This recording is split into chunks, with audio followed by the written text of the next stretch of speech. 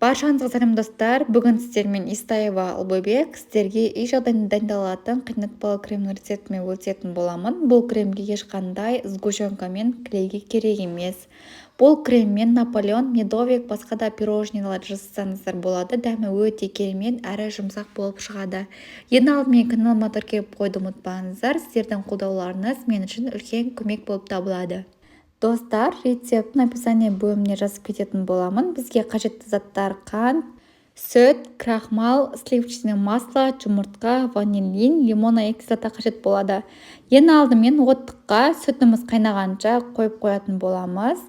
Оған дейін 2 жұмыртқаны, қантымызды және де лимонная кислотамызды салып барлығын араластыратын боламыз. Достар, сізге айта кететінім, жұмыртқа көпіргенше араластыру міндетті емес, тек ерігенше араластырсаңыз жетеді, яғни барлығы бірігуі қажет. Дәл видеода көрсетілгендей. Одан кейін крахмалымызды салып, крахмалды да венчиктің көмегімен жақсылап араластырамыз, іртік болып қалмас үшін. Достар, біздің сүтіміз қайнауға бірнеше минут қалғанға дейін ысытамыз, яғни 7-10 минут көлемінде. Одан кейін бір шөміш сүтімізді жаңағы жұмыртқалы массамызға салып, тоқтамай венчикпен араластырамыз. Себебі тоқтап қалатын болса, біздің жұмыртқаларымыз пісіп қалуы мүмкін. Одан кейін жаңағы сүтіміздің үстіне жұмыртқалы массамызды құйып, тоқтамай тағы да венчикпен араластырып аламыз.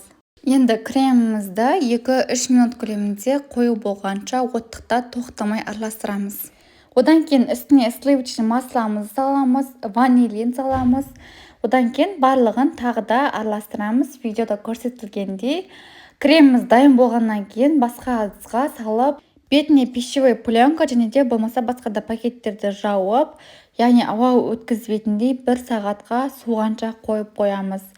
Біздің креміміз дайын, дәл осындай масса болуы қажет.